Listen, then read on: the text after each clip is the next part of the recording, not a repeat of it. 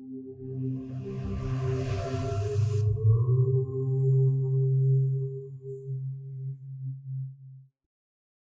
గురుభ్యో నమః, శ్రీ మాత్రే నమః.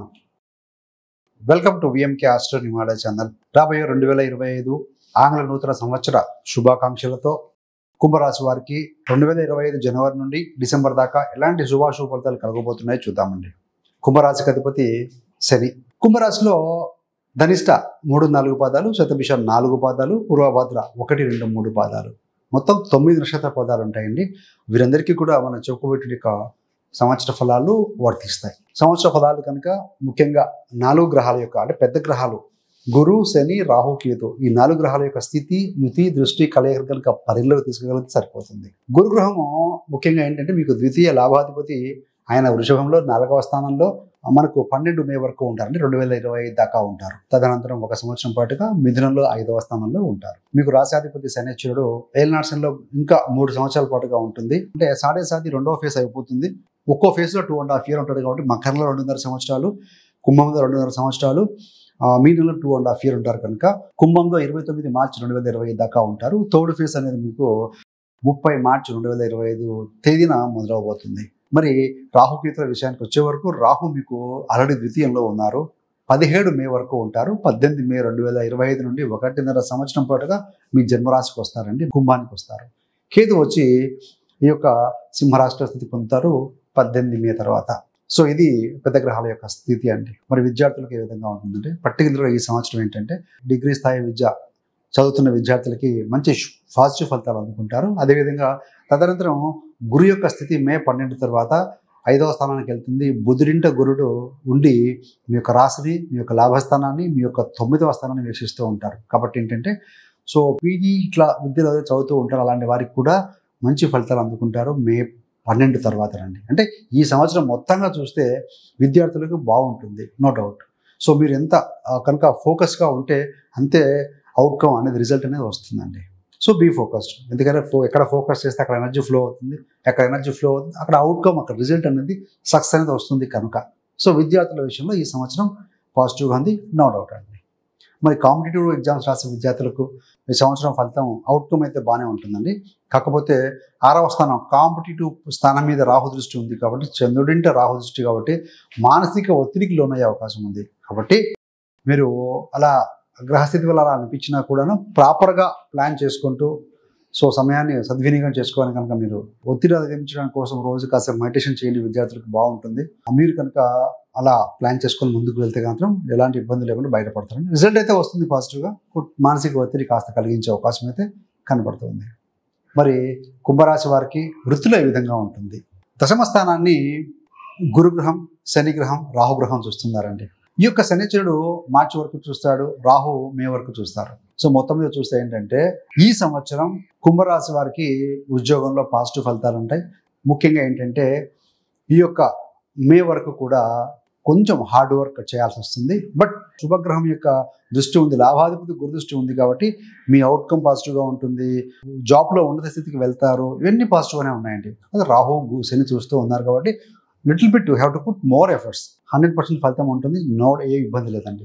ఎప్పుడైతే కనుక మే 12 తర్వాత గురుగ్రహ యొక్క స్థితిలో మార్పు వస్తుంది, ఆయన పంచమానికి వెళ్ళి మీ లాభాన్ని చూస్తూ ఉంటారో ఆబ్వియస్గా ఏంటంటే ఎవరికైతే కనుక ఉద్యోగంలో ప్రమోషన్ రావాల్సిన ఉన్నవాళ్ళు డిలే అవుతూ ఉన్నా, ఏదైనా కోర్టు కేసులు లాంటివి ఇబ్బంది పెడుతూ ఉన్నా, ఇలాంటి వారందరూ కూడా ప్యానల్లో ఉన్న వారికి డెఫినెట్గా మీరు ఉద్యోగంలో పేరు సంపాదించుకోవటం, అదేవిధంగా ప్రమోషన్లు అందుకోవటం, మీకు రావాల్సిన వృత్తిపరంగా ధనం కూడా ఏదైనా ఉంటే వచ్చి తీరుతుంది అని చెప్పాల్సి అండి. సో కాబట్టి వృత్తిలో ఈ సంవత్సరం ఎలాంటి డోకా లేదని బాగుంటుంది. మరి వ్యాపారం ఎలా ఉంటుంది స్థితి అంటే ఇక్కడ 7వ స్థానం నుండి 4వ స్థానంలో వెనక 10వ స్థానంలో ఈ యొక్క గురుగ్రహం ఉంది, పర్వాలేదు. కాకపోతే కేతు యొక్క స్థితి ఎప్పుడైతే వస్తుందో అంటే మే 18 నుండి కేతు యొక్క స్థితి మీకు 7వ వ్యాపార స్థానానికి వస్తుందో ఆ సమయంలో ఏంటంటే ముఖ్యంగా ఆ 1 ఇయర్లో కూడా అంటే సెకండ్ హాఫ్లో కొత్త వ్యాపార భాగస్వామిని ఎన్నుకోవడం, కొత్త వ్యాపారాలు ఏదైనా ఉన్న వ్యాపారం కాకుండా మల్టిపుల్గా స్టార్ట్ చేయడం అనేది కొంత ఆశాజనకంగా ఉండకపోవచ్చు. రాహు కూడా మీ యొక్క రాశిలో ఉన్నారు కాబట్టి ఇన్స్టెబిలిటీ, ఇది మీ యొక్క ఆలోచన విధానం స్టేబుల్గా ఉంచలేక ఫ్లక్చుయేట్ అవుతూ ఉండే అవకాశం ఉంది కాబట్టి సో బీ కేర్ఫుల్. మరికొంతమంది పార్ట్నర్షిప్ విడిపోదాం అనుకున్న వారికి కూడా సో డిటాచ్ అయ్యి ఇండివిజువల్గా కూడా మీరు వ్యక్తిగతంగా కూడా చేసుకునే అవకాశం అయితే కనపడుతుంది. సో ఏదేమైనా రాశ్యాధిపతి శని ఏప్రిల్ 1వ తారీఖు నుండి మీకు క్లియర్గా 2వ స్థానంలో ధనాస్థానంలో ఉంటారు కాబట్టి ద్వితీయ స్థానంలో శని అంతా శుభ ఫలితాన్ని ఇవ్వకపోయినా కూడా రాశ్యాధిపతి ద్వితీయానికి వెళ్తున్నారు కాబట్టి ఫ్యామిలీని కావచ్చు, ధనపరంగా కావచ్చు, కుటుంబ పరంగా ఇంప్రూవ్ చేసుకునే విధంగా అవకాశాలు అయితే కనపడుతున్నాయి. బట్ స్లో ఫేస్లో రిజల్ట్ ఉంటుందని చెప్పొచ్చండి. అంటే వ్యాపారం ఏంటంటే మొత్తంగా చెప్పడం, కొత్త వ్యాపార భాగస్వామిని స్టార్ట్ చేయడం అంత ఆశాజనకంగా లేదు. ఉన్న వ్యాపారాన్ని చక్కగా ముందుకు తీసుకెళ్ళండి.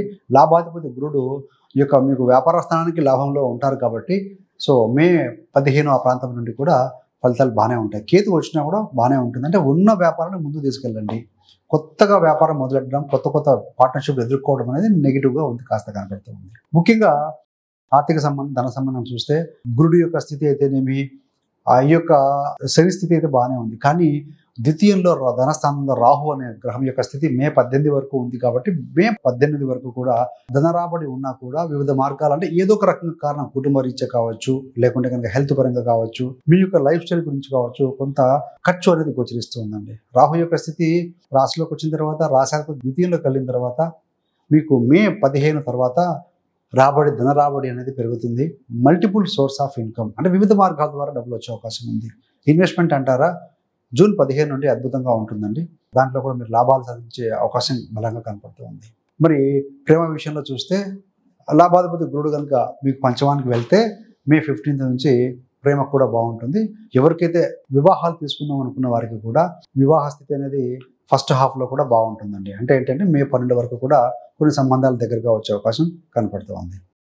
రాహుకేతులు రాశిలో ఉండి సప్తమంలో కేతు ఉండటం వల్ల ఏదైనా ముందు నుంచి కూడాను గొడవపడి అంటే డిటాచ్ అవుదాం అనుకున్నవారు, లీగల్గా అయితేనేమి పరస్పర ఒప్పందం మీద డిటాచ్ అవుదాం అన్న వరకు కూడా డిటాచ్మెంట్ అయ్యే స్థితి కూడా కనపడుతుంది. అలా కాకుండా ఒకరికి వీసా లాంటిది వచ్చి ఒకరు లైఫ్ పార్ట్నర్ ఇక్కడ ఒక దగ్గర ఉండి జీవిత భాగస్వామి విదేశాలకు కానీ బహుదూరం కూడా వెళ్ళి కొంతకాలం వృత్తి వ్యాపారాల రీతి దూరంగా ఉండే స్థితి కూడా కనపడుతూ ఉందండి. సో సంతానానికి సంబంధించి ప్లాన్ చేసుకోవడానికి కోసం కావచ్చు, సంతాన అభివృద్ధి కావచ్చు. సో మే 15 నుంచి సంవత్సరం చివరి కూడా చాలా అద్భుతంగా ఉందండి. మీ యొక్క సంతానం, మొదటి సంతానం పర్టికులర్గా బాగా రాణించగలుగుతారు. రెండవ సంతానం కూడా కాస్త కష్టించి పనిచేయాల్సి వస్తుంది. ఫోకస్డ్గా ఉండాల్సిన అవసరం అయితే ఎఫర్ట్స్ పెడితేనే రెండవ సంతానానికి ఫలితము అని చెప్పవచ్చు. మరి ప్రాపర్టీ సంబంధంగా చూస్తే ముఖ్యంగా ఈ సంవత్సరం పాజిటివ్గానే ఉందని చెప్పాలండి. మీకు ఏంటంటే గురుదృష్టి దశమ స్థానం మీద పడుతూ గురుడు లాభాధిపతి అయ్యి మీకు చతుర్థంలో ఉండటం వల్ల సో ప్రాపర్టీ కొనుగోలు అమ్మకాలు కాస్త పాజిటివ్గానే ఉంటాయి. అంటే జనవరి వరకు కూడా స్లో ఫేస్లో ఉన్నా కూడాను ఫిబ్రవరి తర్వాత మళ్ళీ స్పీడప్ అవుతాయి, వేగవంతం అవుతాయని చెప్పాలి. సో కొనుగోలు అమ్మకాల విషయంలో కూడా బాగుంటుంది. కొంతమందికి సెకండ్ హ్యాండ్ ప్రాపర్టీస్ కావచ్చు, సెకండ్ హ్యాండ్ వెహికల్స్ కూడా కొంచెం యోగించే అవకాశము ఎప్పటి నుంచి ఉందయ్యా అంటే సో ఏప్రిల్ నుంచి కనపడుతూ ఉందండి. ఆరోగ్యపరంగా చూసుకున్నప్పుడు మీకు ద్వితీయంలో రాహు ఉన్నాడు కదా, ద్వితీయం అంటే తీసుకునే ఆహారం, ఫుడ్ కాబట్టి ఆహార నియమాలు పాటించడం, ఇర్రెగ్యులర్ ఫుడ్ హ్యాబిట్స్ లేకుండా చూసుకోవాలి, సమయానికి ఆహారం తీసుకోవడం గమనించాలి. అదేవిధంగా రాహు యొక్క స్థితి 18 మే నుండి రాశిలోకి వస్తారు కాబట్టి కొంత ఇండైజెషన్ ఇష్యూస్ లాంటివి కనపడతాయి. కొంచెం మానసికమైన ఆందోళన, ఇష్యూస్ అంటే కొంత కనపడుతూ ఉన్నాయి కాబట్టి సో ఆ విషయంలో కొంత కేర్ తీసుకోవాలండి. సో ఇది మొత్తంగా చూస్తే ఏంటంటే ప్రాపర్టీస్కి, కొనుగోలు అమ్మకాలకి, ఉద్యోగానికి బాగుంటుంది. వ్యాపారంలో కొంచెం ఆచితూచి అడుగులు వేయండి. స్టాక్ మార్కెట్ కానీ ఇన్వెస్ట్మెంట్ కానీ ఏదైనా సరే సెకండ్ హాఫ్లో మంచి ఫలితాలు ఇస్తాయని చెప్పవచ్చు. కుంభరాశి వారికి రెమెడీస్ విషయంలో చూస్తే సో ఈ శని, రాహు, గురు ఈ గ్రహాల యొక్క స్థితి వల్ల ఏంటంటే ముఖ్యంగా రాహుకేతువులకు సంబంధించిన రెమెడీ చేసుకోవడం అవుతామండి. మీ జన్మజాతక చక్రంలో కూడా మీకు కనుక రాహుకేతువులు, శని బలహీనంగా ఉంటే ఆ గ్రహాలకు జపం, తర్పణం, హోమం చేయించుకోవటం, అదేవిధంగా శ్రీకాళహస్తి, నాసిక్ త్రయంబకేశ్వర్ లాంటి క్షేత్రాలు మీరు కనుక దర్శించడం వల్ల కూడా మంచి ఫలితం ఉంటుంది. ఎందుకంటే రాహు మీ జన్మరాశిలోకి వచ్చిన తర్వాత కేతు 7లో ఉంటాడు. సో ఎదుటి వాళ్ళతో డీలింగ్ ఏంటంటే రాశి అంటే మీరు కనుక మీ యొక్క ఆలోచన విధానంలో ఫ్లక్చుయేటింగ్ లేకుండా నిర్ణయాలు తీసుకోవడానికి కొంత ఒడిదుడుకు లేకుండా ఉంటుంది. సో రాహుకేతు రెమెడీ చేసుకోవడం చాలా ఉత్తమం. అదేవిధంగా రాశాధిపతి ధన కుటుంబ స్థానానికి వెళ్తున్నారు. సేవింగ్ విషయంలో కావచ్చు, కుటుంబ సంతోషాలు లేదంటే కనుక ప్రాపర్టీ డెవలప్మెంట్ విషయంలో అనుకూలత కోసం శనికి సంబంధించిన జపం, తర్పణం, హోమం. సో అదేవిధంగా మీకు తోచినప్పుడు అనాథలకి, డిజేబుల్డ్ పీపుల్కి కొంత హెల్ప్ చేయడం వల్ల కూడా శని కర్మ ఫలితాలు తగ్గించుకోవచ్చు, నెగిటివ్ ఇంపాక్ట్ని. అదేవిధంగా శనివారం అంటే పర్టికులర్గా శనివారం మరియు మంగళవారం రోజున నియమాలు పాటించడం, అల్పాహారం తీసుకోవడం కావచ్చు, మద్యం, మాంసం లాంటిది భుజించడం లాంటిది తొలగించి వేసుకోవడం కొంత మంచి ఫలితం ఇస్తుంది. ప్రతిరోజు కుదిరితే మీరు హనుమాన్ చాలీసా పఠనం, విష్ణు సహస్రనామావళి పఠనం చాలా మంచి ఫలితం ఇస్తుందండి. Thanks for watching. ఇలాంటి మరిన్ని మంచి మంచి వీడియోల కోసం VMK astro numerology channel subscribe చేసుకోగలరు. పక్కన ఉన్న బెల్ సింబల్ మీద క్లిక్ చేస్తే మేము చేసే ప్రతి వీడియో నోటిఫికేషన్ ద్వారా మీ దాకా ఉంటుంది. సర్వేజన సుఖినో భవంతు. స్వస్తి.